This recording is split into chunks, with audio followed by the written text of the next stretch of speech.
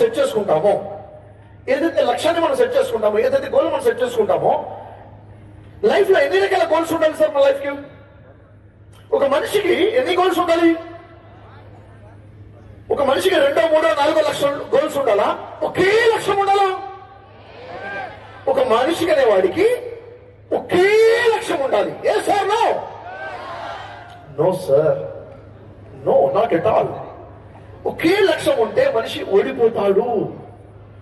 ఒకే లక్ష్యం కాదు ఉండాల్సింది. మరి ఇటు 2, 3 లక్ష్యాలు ఉండాలా? నో సార్, 5 లక్ష్యాలు ఉండాలి. ప్రతి మనిషికి కూడా 5 గోల్స్ ఉండాలి. ఇది తెలియనివాడు లైఫ్ లో ఓడిపోతున్నాడు. ఏంటా 5 గోల్స్? ఏ 5 గోల్స్ ఉండాలి అంటే చూడండి, ప్రతి మనిషి కూడా తన లైఫ్ కి సంబంధించి ఒకటి ప్రొఫెషనల్ గోల్ ఉండాలి. ఏంటది? ప్రొఫెషనల్ గోల్ అంటే వృత్తిపరంగా లక్ష్యం ఉండాలి. నా కెరీర్ ఏంటి, నా ఎడ్యుకేషన్ ఏంటి, నా బిజినెస్ ఏంటి, నా జాబ్ ఏంటి, నా ప్రొఫెషన్ ఏంటి, ప్రొఫెషనల్ గోల్ ఉండాలి. వృత్తిపరంగా లక్ష్యం ఉండాలి ఒకటి. Yes or no? తెలుసు కదా మనకి. ఎస్. ఆ తర్వాత ఇంకేముండాలి మనకి? ఫ్యామిలీ గోల్ ఉండాలి. కుటుంబ పరంగా నా లక్ష్యం, ఒక కూతురుగా నా లక్ష్యం ఏంటి, ఒక కుమారుడుగా నా లక్ష్యం ఏంటి, ఒక హస్బెండ్ గా నా లక్ష్యం ఏంటి, ఒక వైఫ్ గా, ఒక ఫాదర్ గా, ఒక మదర్ గా నా లక్ష్యం ఏంటి. క్లియర్ గా ఫ్యామిలీ గోల్ అనేది ఒకటి ఉండాలి. ఫ్యామిలీ గోల్ అనేది ఒకటి ఉండాలి. ఆ తర్వాత మూడోది ఏంటి? సోషల్ గోల్, సామాజిక లక్ష్యం ఉండాలి. సోషల్ రెస్పాన్సిబిలిటీ ఒకటి ఉండాలి. సమాజంలో బతుకుతున్న నేను నా లక్ష్యం ఏంటి? ఉదాహరణకి చాలా మంది ఆలోచన ఎలా ఉంటుంది? నేను బాగుండాలి, నేను మాత్రమే బాగుండాలి, ఎవరు ఏమైపోయినా నేను బాగుండాలని ఆలోచనలో ఉంటాం. Yes or no? నో. సమాజ్ మన రెస్పాన్సిబిలిటీ.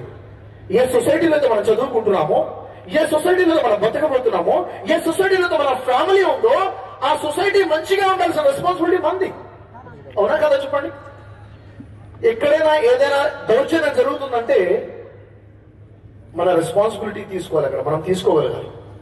ఉదాహరణ చూడండి, మన పక్కింట్లో ఉన్న ఒక అబ్బాయి దొంగగా తయారవుతున్నాడు అనుకోండి, నష్టం ఎవరికి?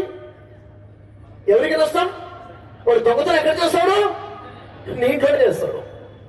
నీ తమ్ముడు దొంగగా మారట్లేదే, మీ అన్నయ్య దొంగ మారట్లేదే, నీ కొడుకు దొంగగా మారట్లేదు కదా అని నువ్వు హ్యాపీగా ఉన్నావు.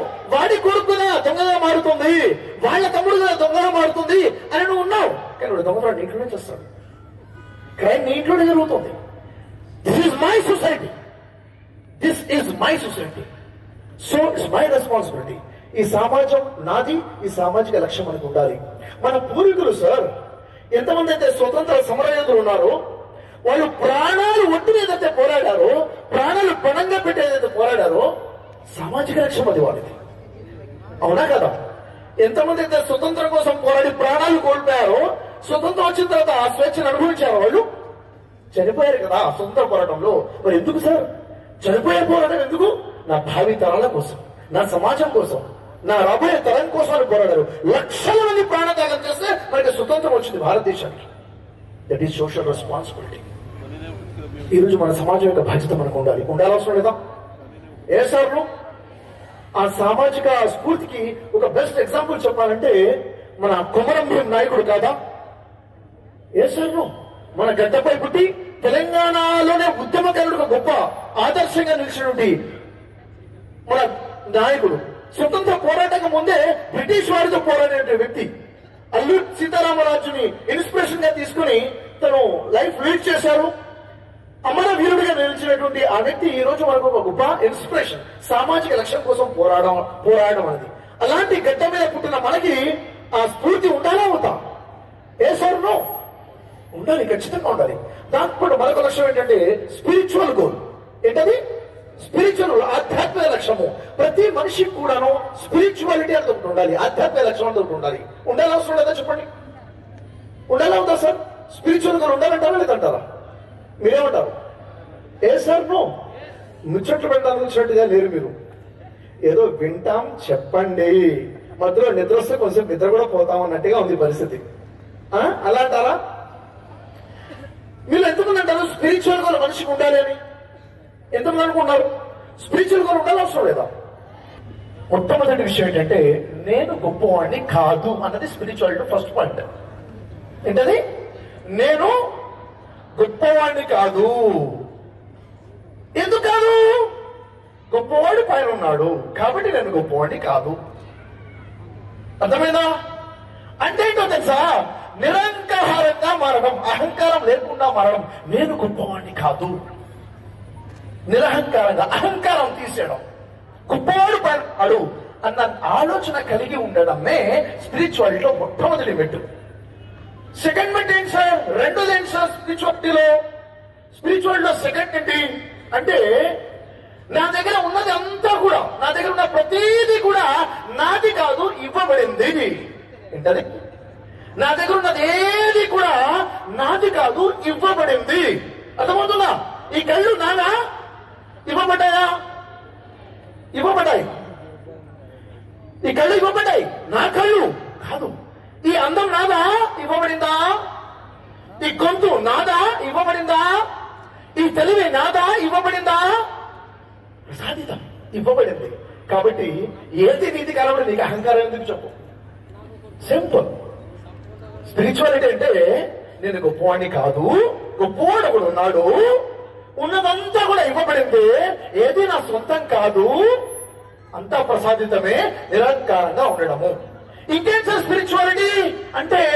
ఇచ్చినవాడు, కళ్ళిచ్చినవాడు చూస్తున్నాడు, చెవులిచ్చిన వాడు వింటున్నాడు.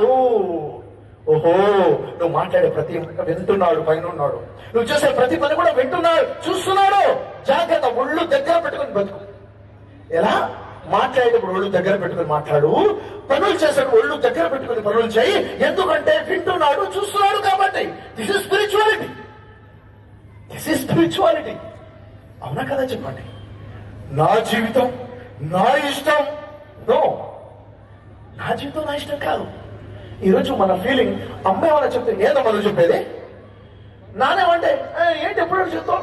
నాన్న మాట అననేమో, అమ్మనో మాట అననేమో, ఎవడైనా ప్రశ్నిస్తే నువ్వెవడు నాకు చెప్పడానికి అంటాం. ఈరోజు నా సొంత జీవితం లాగా. అవునా కదా? No sir. స్పిరిచువాలిటీ అంటే అణిగి మణిగి ఉండడము, విధేయతగా ఉండడము, అహంకారం లేకుండా ఉండడము, వింటున్నాడు చూస్తున్నాడు అన్న స్పృహ కలిగి ఉండడము, ఒళ్ళు దగ్గర పెట్టుకుని జీవితం గడపడము, నీతి నిజాయితీగా బతకడం, నీతి నిజాయితీతో బతకడం. ఏంటి నీతి నిజాయితీ? ఎవ్వరూ లేకపోయినా కానీ, నేను ఒంటరిగా ఉన్నా కానీ వింటున్నాడు చూస్తున్నాడు అన్న స్పృహని కలిగి నీతితో నిజాయితీతో బతకడం. ఇంకో వ్యక్తితో ఉన్నప్పుడు మానవత్వాన్ని కలిగి ఉండడం, మరొక వ్యక్తితో ఉన్నప్పుడు మానవత్వాన్ని కలిగి ఉండడం. This is spirituality. అర్థమవుతుందా? ఒక ఆకలిగా ఉన్నవాడు నాకు కనబడ్డాడంటే, ఆకలిగా ఉన్నాడు కనబడ్డాడు కాదు, ఆకలిగా ఉన్నవాడిని నా ముందుకు దేవుడు తీసుకొచ్చాడు అంతే. ఇది నా కోసం పరీక్ష. కేర్ చేస్తానా? ఐ డోంట్ కేర్ అంటానా? That is spirituality.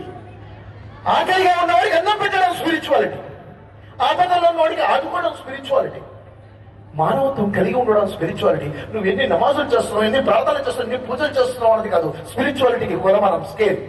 నీలో ఎంత హ్యుమానిటీ ఉంది, దట్ ఈస్ ద స్కేల్. అదే మానవ సేవయే మాధవ సేవ అంటారు. మానవ సేవయే మాధవ సేవ. Yes or no? సో మనుషులందరినీ కూడా మనతో సమానంగా చూడటము, ఇది ఒక అవకాశంగా గమనించడము, సేవ చేయడం, సోషల్ రెస్పాన్సిబిలిటీ కలిగి ఉండడము, దట్ ఈస్ స్పిరిచువాలిటీలో భాగం. అవునా కదా? చెప్పండి. ఎంతమందికి అవునా అనిపిస్తుంది? మనం మాట్లాడే విషయాలు అవునా అని ఎంతమందికి అనిపిస్తుంది? ఏమైంది? చేతులు నొప్పులా, లేకపోతే ఏంటి ప్రాబ్లం ఏంటి అసలు? చేయవసారి కుడి చేయలేకుండా వస్తారు అందరూ. ఉందన్నది చూద్దాం ఫస్ట్. నేను చేయలేదేమో అసలు, ఎందుకు లేకపోతే చేయలేదా అన్న డౌట్ వస్తుంది నాకు. చేతులు అయితే ఉన్నాయి అందరికి, మరి ఎందుకు లేవట్లేదు? ఎస్, చూడండి, ప్రతి మనిషి 5 లక్షలు ఉండాలనుకున్నాం కదా. ఇక్కడ ఎన్ని ఉన్నాయి? 4. 5వ మిస్ అయింది. ఏంటది? ఏమి మిస్ అయింది?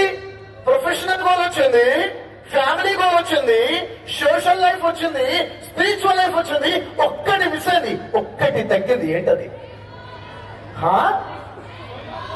Self goal, personal goal. Very good, ఎవరు చెప్పారు? Congratulations, very good. Personal life, personal life. వ్యక్తిగతంగా నా ఆరోగ్యం ఎలా ఉంది, నా మానసిక ఆరోగ్యం ఎలా ఉంది, నా శారీరక ఆరోగ్యం ఎలా ఉంది, నా స్కిల్స్ ఎలా ఉన్నాయి, నా కెపబిలిటీస్ ఎలా ఉన్నాయి, నా నాలెడ్జ్ ఎలా ఉంది, నేను నా లక్ష్యం, నా హ్యాండ్ రైటింగ్ ఎలా ఉంది, నా మాట్లాడే విధానం ఎలా ఉంది, ఎలా ఉండాలి, ఎలా ఉండాలి, ఎలా ఉన్నాను. Personal life, personal goal. అర్థమవుతుందా? Personal life, personal goal. Okay, so this is success. Success అంటే గోల్ ఉండడము, దాన్ని రీచ్ అవ్వడం. గోల్ అంటే 5 రకాల లక్ష్యాలు ఉండాలి. ఇంతవరకు క్లారిటీ ఎంతమందికి వచ్చింది? వచ్చిందా?